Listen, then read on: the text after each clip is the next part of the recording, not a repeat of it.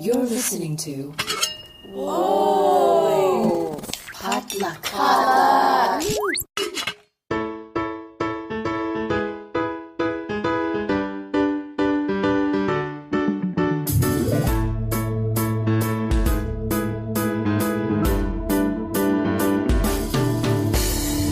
And hey, welcome to Books and Boba, a book club and podcast featuring books by Asian and Asian American authors. My name is Marvin Yue. And I'm Rira Yu. And welcome to our March 2024 mid-month book news check-in, where we go over the latest Asian American book and publishing news.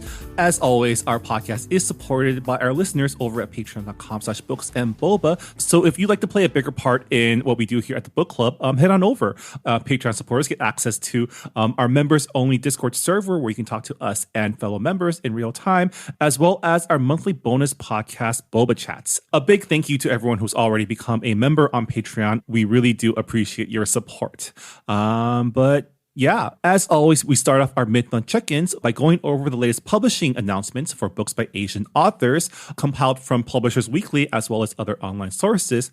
So let's get started. Rira, what is our first book deal this month? All right. So in a preempt, Delacorte Press acquired debut author Lulee Ma's The Perfections, a YA modern fantasy pitched as The Hunger Games meets K-pop, in which music creates magic and is owned by sinister corporations. The book follows two star-crossed teens who must compete in a life-or-death competition to become the ultimate global idol, an elite performer known as Perfection. Publication is slated for fall 2025. It sounds pretty intense. Like a death game, American Idol type show? That's like pretty much every single K-pop survival show. It is like so intense to the point where I'm like, I am watching the Hunger Games. The only difference is that I'm not watching children die. But it is pretty much the same vibe, I guess. I guess. I mean, in Korea, like people train like half their lives for just a chance to make a debut, right? People in Korea train really hard for anything that they're trying to aspire for. It is a very grinding culture. But this sounds really interesting. I mean, a lot of commentary on the industry and how, I guess, like moral it is to pit children against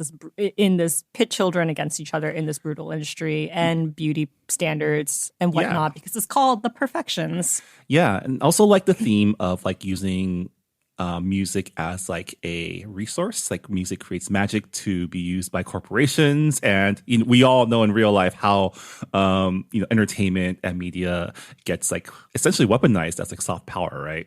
Yeah, not so much a soft power these days. I feel like the entertainers, they seem to understand their level of influence a little bit more these days.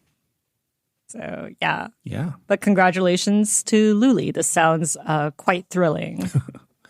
All right, our next deal. Learner's imprint Millbrook acquired Revolutions Are Made of Love by Shin and Mélina Mangal, and illustrated by Leslie Barlow. Told through a series of poems, the nonfiction picture book depicts the emotional narrative of civil rights leaders James and Grace Lee Boggs. Starting from their respective childhoods and through their journey together as political activists and theoreticians. Publication is planned for fall 2025. I love books where it teaches kids about like important historical figures, especially historical figures who have really paved the way in civil rights. I mean, I didn't learn about Grace Lee Boggs until I was a full-grown adult. So yeah, I mean, her story isn't really something, her or her husband's story isn't really something that we learn in the history books, right? Like we learn about the big figures, maybe like Martin Luther King, but we're not really taught about all the other people that were involved in the civil rights movement, because it really was a movement and there's a lot of players there. And hopefully this will be like a gateway for kids to know about this couple and also seek out other media, right? Because there's been a couple documentaries made over the years about Grace Lee Boggs and her fight as well. So yeah, definitely down for teaching kids the hidden histories of our country. Yeah, and I like the fact that this book starts from these figures like childhoods, because I'm like, yeah, like show kids that they can grow into a leadership role and into roles that you can advocate for change. All right, so our next book deal is Knopf bought Nunu and the Sea by Isabella Kung, a picture book about a little girl whose big emotions lead her on a fantastical journey across the stormy seas. Publication is scheduled for fall 2025. Yeah, this seems like a cool story for kids to, get in touch with their emotions, I guess. Yeah, especially since, we live in a society where kids with big emotions are kind of considered to have like temper tantrums. So it's like, oh, okay, this is a book about like having big emotions and it can lead to something beautiful. And I'm pretty sure since it's a fantastical journey across the stormy seas, we're going to see some fantastical illustrations, anything with like, I feel like picture books that show sea voyages, they tend to be like especially beautiful. So, yeah, I'm guessing that this is going to be a beautiful book. Yeah.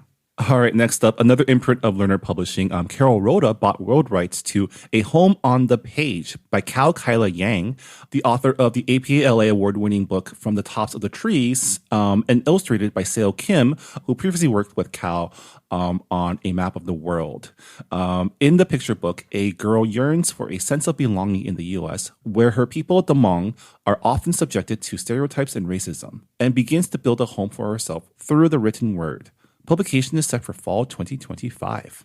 I love that this is a book that centers on the Hmong diaspora, because I feel like that is a diaspora within, I feel like that's a diaspora that's not usually represented in, mass media. So yeah, they're a community that often gets lumped into, the other refugee communities, but it's cool to see more specific representation, especially in, picture books, because it's never too early to teach kids that Asians and Southeast Asians are not a monolith. And it's like, I feel like it's a really unique experience when you are a diaspora of a marginalized group in the motherland, because I know the Hmong community are indigenous, right? So it's like, yeah, there's like a different layer of estrangement, I guess, and a different level of idea of like what is home and what is holding on to our culture. What does that look like? So I think it is like a pretty interesting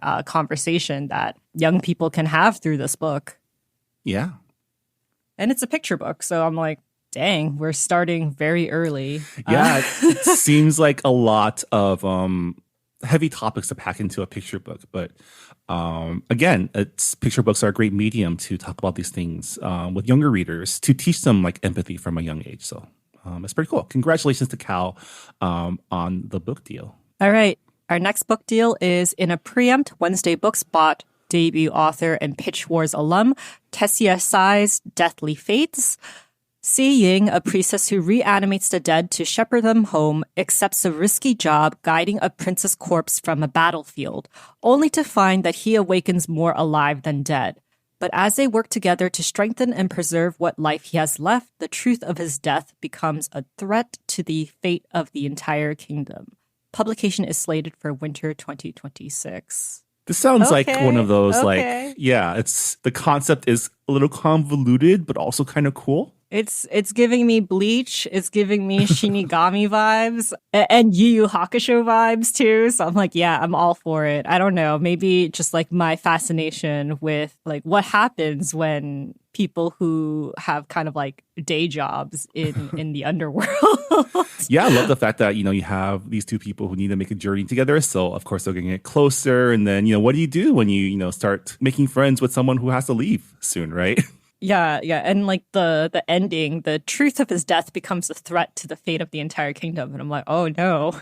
Like, how are you going to break the news to the kingdom that, the guy who's supposed to, inherit the kingdom, he's dead, but sort of, only kind of. Just kind of. Mostly dead. Yeah, just kind of. Mostly dead. Yeah, sounds like a really cool concept. And, looking forward to Tesia's debut. All right, next up, Simon & Schuster bought Katie Tsang and Kevin Tsang's Dragon Force, Infinity's Secret, a middle-grade fantasy in which a group of hard-bonded humans and dragons must protect the world from dangerous magical creatures. 2 additional books in the series were also part of the deal. Publication is slated for spring 2025. I feel like every year or so we get like a new dragon series for young readers. There's something about dragons. Hey, dragons are cool. They're like big dinosaurs that fly.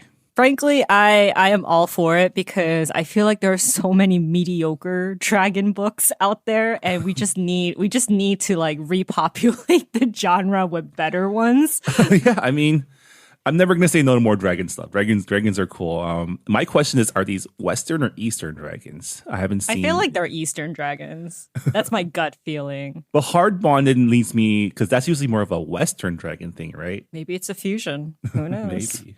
Yeah. Well, congratulations to Katie and Kevin on their 3-book deal. All right, next up, Henry Holt acquired world rights to 2 picture books, Falling Star and I Guess I'll Go Eat Worms, written and illustrated by Linda Liu. Falling Star follows a star suffering from burnout that finds a new meaning in life with a little patience and support from an unlikely source.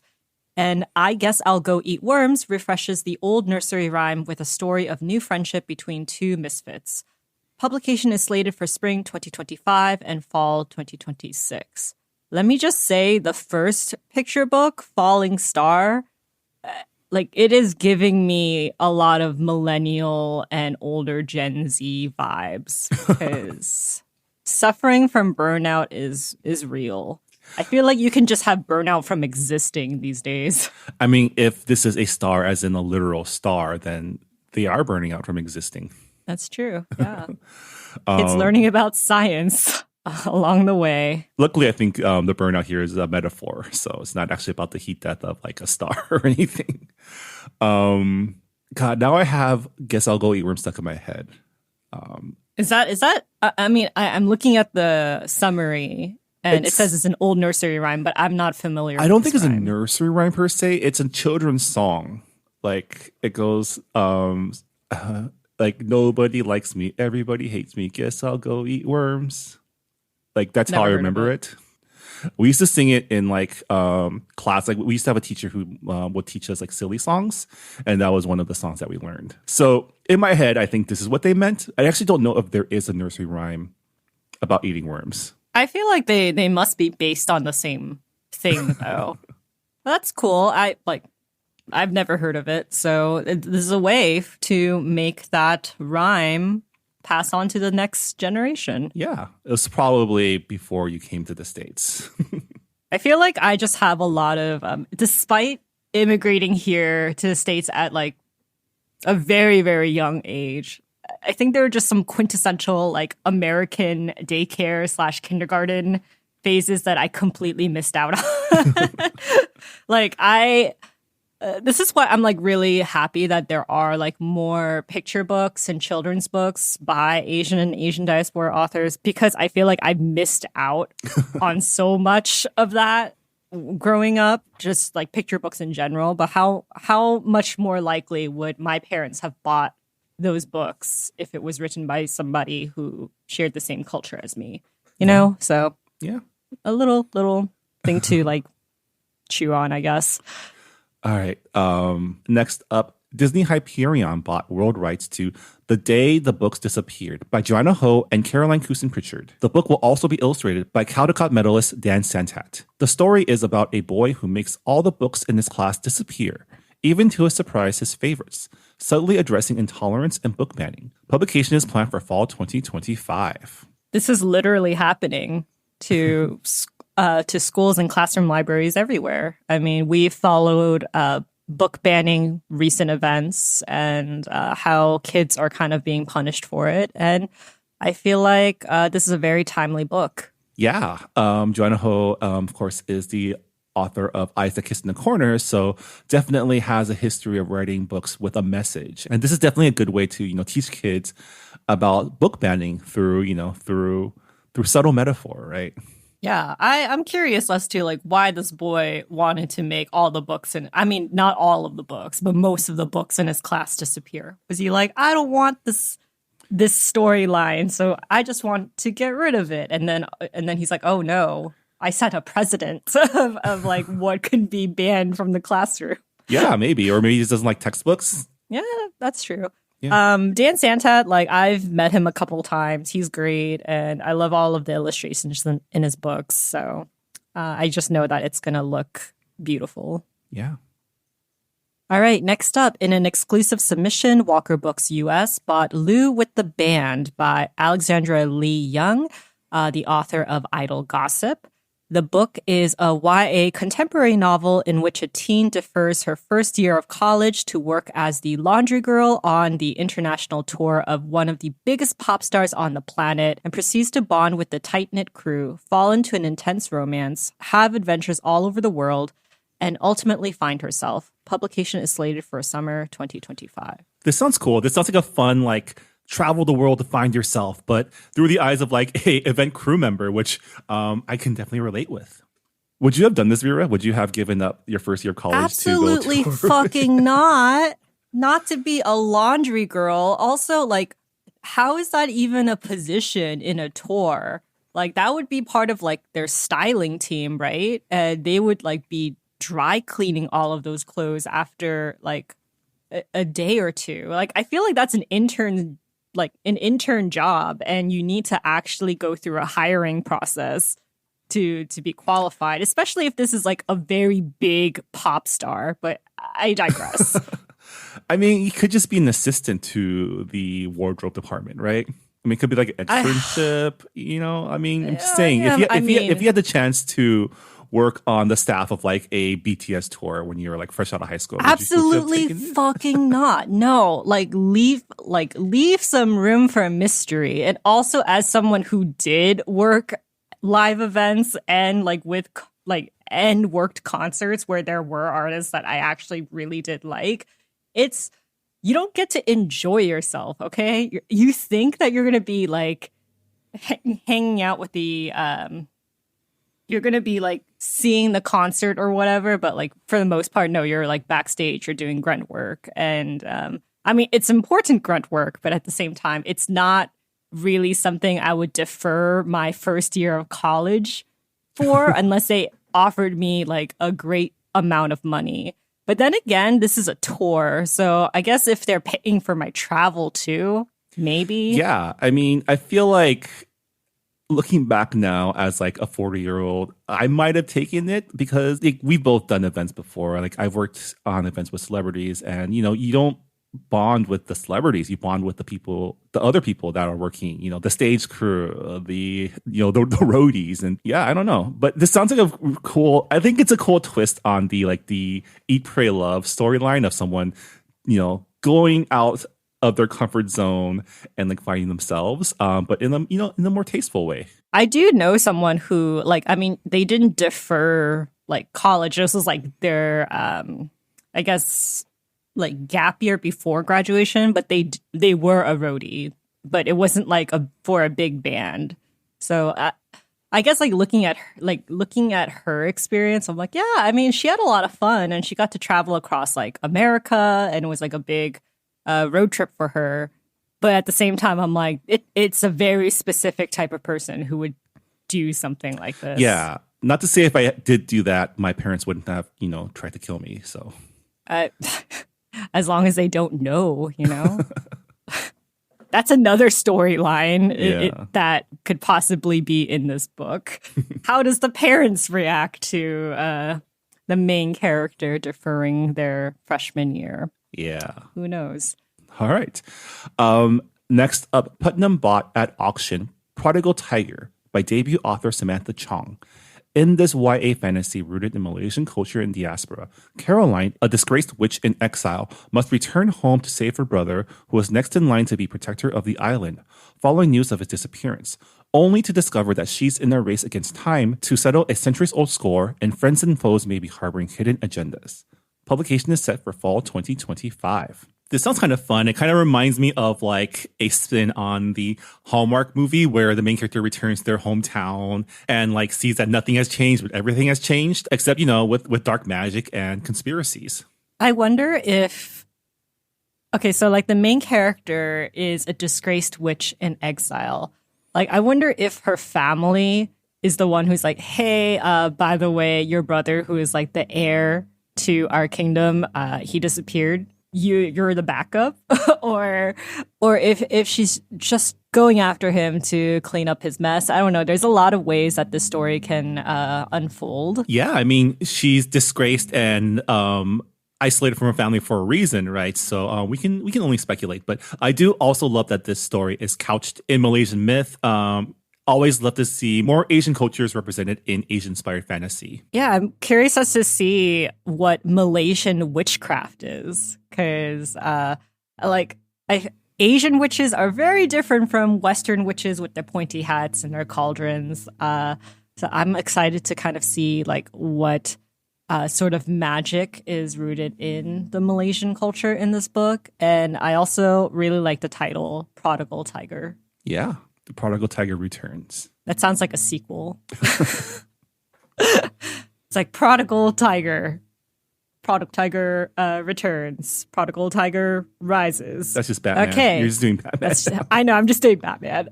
All right, next up, Little Brown bought The Art of How Dogs Sleep by debut author illustrator Alison Kim, a picture book ode to the diverse ways that dogs get ready to sleep. Publication is planned for winter 2026. This just feels like a TikTok in book form. I mean, the main reason why I have social media is to look at other people's pets. So, I like my family's dog. They like to sleep on their back like a human. Oh, so it's very funny to watch. Yeah. Well, congrats to Alison on her very cute book deal. And I guess that was also our last book deal for the month. As always, if we missed anything that's on your radar, please let us know, either on our Goodreads forums or our Discord server. Definitely appreciate all the help that our members have been giving us for things that we've missed. So yeah, let's move on to our news segment. Rira, what is our first news story for March? All right, so Babel by R.F. Kuang has been optioned for a screen adaptation, according to Deadline. So independent studio WIIP, the creators of The Mayor of Easttown and The Summer I Turned Pretty, they've optioned the novel for a TV or film adaptation. We're not sure quite yet. With Temple Hill Entertainment, the creators of Twilight. And Babel was a previous book club pick. It was a pretty popular pick amongst our book club readers. Yeah, if you haven't read the book yet, it was only like the biggest book of last year, which again made their exclusion at the Hugos super concerning. We talked about that on our last book news segment. But this sounds really cool. I hope it's a TV series. I feel like Babel deserves either like a trilogy of movies or a 10-episode limited run. Yeah, I could see this as a mini series. A lot of times, the 10-episode, 1-hour episode each format does not work for every single type of story, but I feel like it would work really well with Babel, especially since there's so many time jumps, too. Yeah, I mean, Babel itself is not going to be a cheap production to make. There's a lot of special effects. It's a period piece. So I feel like it will not be that hard to find costuming and like set design that fits like that Victorian style, because one, like it takes place on the Oxford campus, right? And it's already like freaking old and has like not changed. So there's really not much to change there. They just have to focus on building the Babel Tower, and that's like its own set. And with like the clothing and costume wise, they're all wearing like their uniforms, right? So that's pretty standard.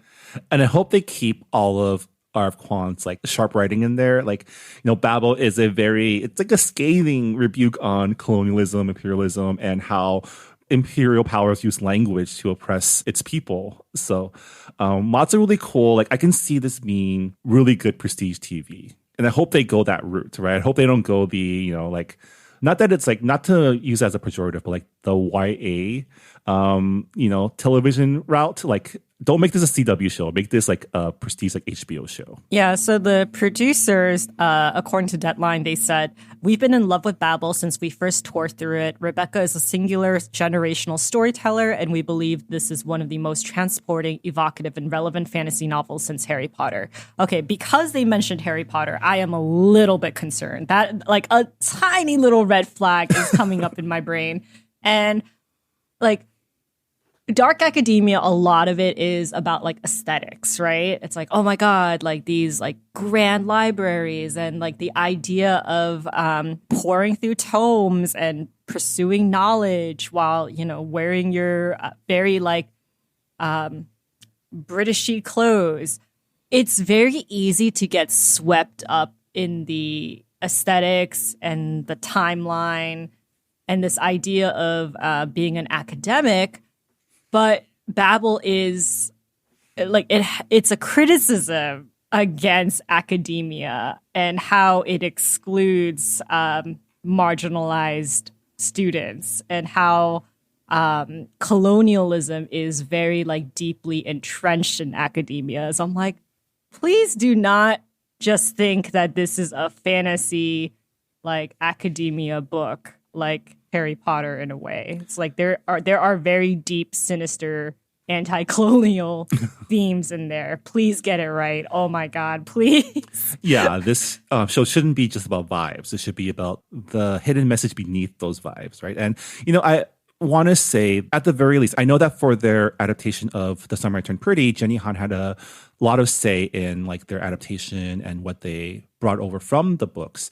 So I'm hoping they offer the same type of power over to Rebecca for this adaptation, because I think, you know, this story, for this adaptation to work, it needs her voice behind the show as well. Yeah. Well, it's still early days. It just got optioned. So as more news about the adaptation comes up, we'll cover it on the show. Yeah, I'm especially excited for casting announcements. I know we're like probably years away from that, but I want to know who plays Robin, who plays Rami, and who plays Victoire too. It's going to be, I'm so excited. Yeah, and they also have to like make sure that their cast knows how to speak the languages that the characters are studying, because I feel like language training is not something that you can skimp out on a book that's about translation and language. So we'll see. Lots of work ahead of them. Who do you think is going to play Professor Lovell? I mean, do not ask me. Like, I'm so bad with actors. Like, I don't remember their names. I only remember the characters that they play. It needs to be like the most smarmy British dude. There's plenty of those. Oh, maybe Benedict Cumberbatch. No, absolutely not. All right. Well, looking forward to following the story in more detail. Like we were mentioning, it's still just an option right now, but I have a pretty good feeling like Babel is too big a property to not like get to the finish line. So we'll see. Yeah, it also depends on the writers that they hire to do the script, because you know, like. We've seen adaptations where it's been taken and penned by someone who is not from the community, and a lot of things get lost in translation. And what do you know? That is kind of the message in the book. But anyway, our last piece of news is that Y'all West announced their lineup. So Y'all West is a book festival that will be held at Santa Monica High School, and it's going to happen on Saturday, May the 4th, you know, Star Wars Day. So I guess, you know, maybe there will be some people there dressed up in Star Wars cosplay. Who knows? And there's a handful of Asian and Asian American authors who are going to be there, and we've had some of them on our show. So we have Renee Adier, the author of the Wrath and the Dawn series. Kate Chen Lee, author of A Bright Heart. We've had her on the show. We have Jorge Cham, who's the author of Oliver's GRE at Big Universe. Melissa de la Cruz, the author of The Encanto's Daughter, which is her latest book. She has like over 27 books, you guys. We've talked to her about her skill in juggling so many projects on this show before. The lineup also includes Hafsa Faisal, the author of A Tempest of Tea and We Hunt the Flame. Stacey Lee, the author of Kill Her Twice and Luck of the Titanic. You know, and Stacey Lee, very big name. She's like the queen of Chinese American historical fiction. The lineup also includes Judy I. Lin, the author of the Book of Tea duology, who we've also had on the show. Tahereh Mafi, the author of All This Twisted Glory and the Shatter Me series. Marie Lu, the author of Stars and Smokes and the Legend series. Marie Lu's also a very prolific author that we've mentioned quite a few times on the show. The lineup also includes Zoe Hannah Mikuta, the author of Off With Their Heads, Amelie Wen Zhao, the author of Song of Silver, Flame Like Night, and Anne Zhao, the author of Dear Wendy. So a good mix of debut authors, newly minted authors, and established authors with like 10 books underneath their belts. Yeah. Really cool to see like so many Asian authors at this like major event. I've never been to a YAL. Have you ever been to a YAL West, Rira? Yeah, I have. I've been like two times, I think. We've been doing this podcast for like almost 8 years now, and I feel like I should go at some point. Maybe should we go this year? Can we go? It's free, no, right? I have to look. It's a free event. Yeah, it is free. So this is a free event for those of you guys who are going to be in town.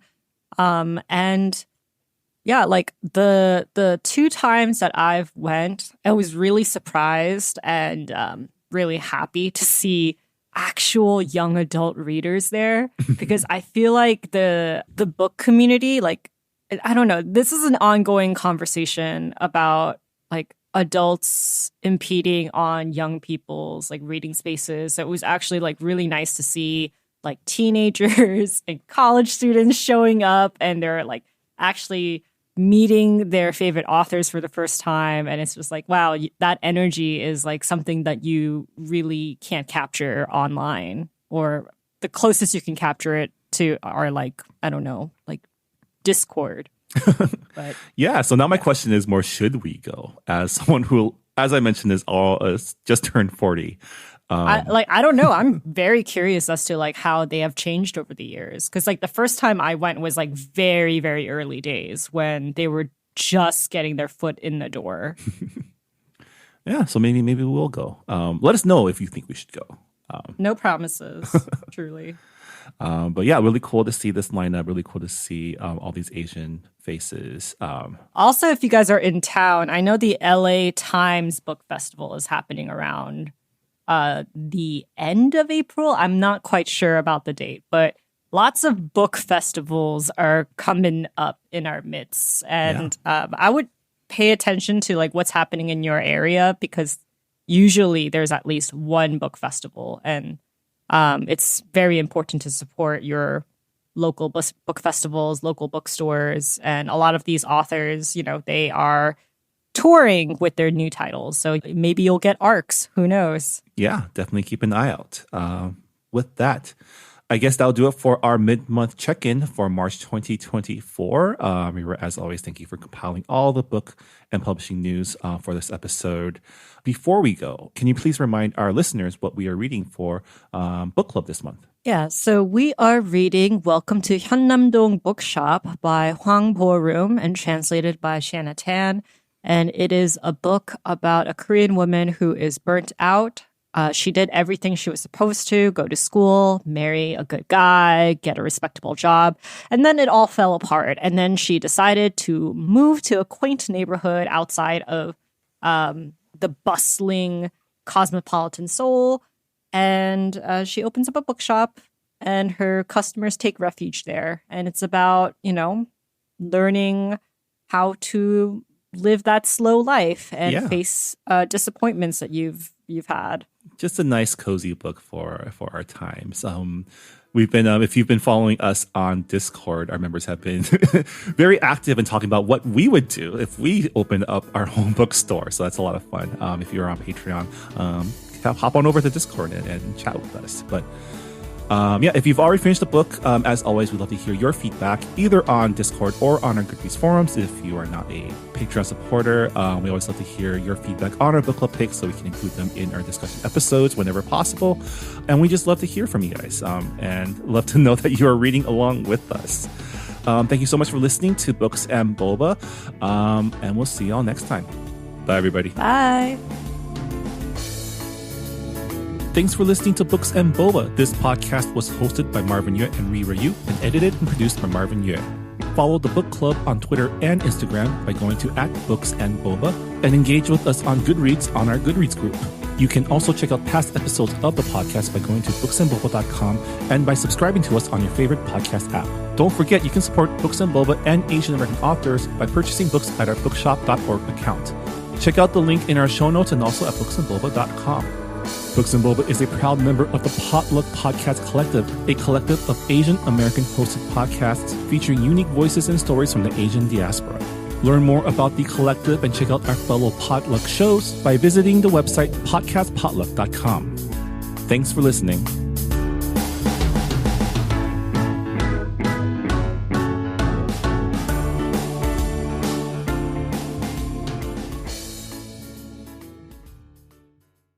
Hey Brian, did you go to Saturday school as a kid? I sure did. Did you? Totally. Well, at our podcast, Saturday School, we don't teach a language, but we pass along the culture that we do know. And that's Asian American pop culture. Ada's a journalist, and I'm a professor and film festival programmer. We've watched a lot of great Asian American movies, and we want you to watch them too. Come listen to us as we look back at the pioneering films that have led us to today.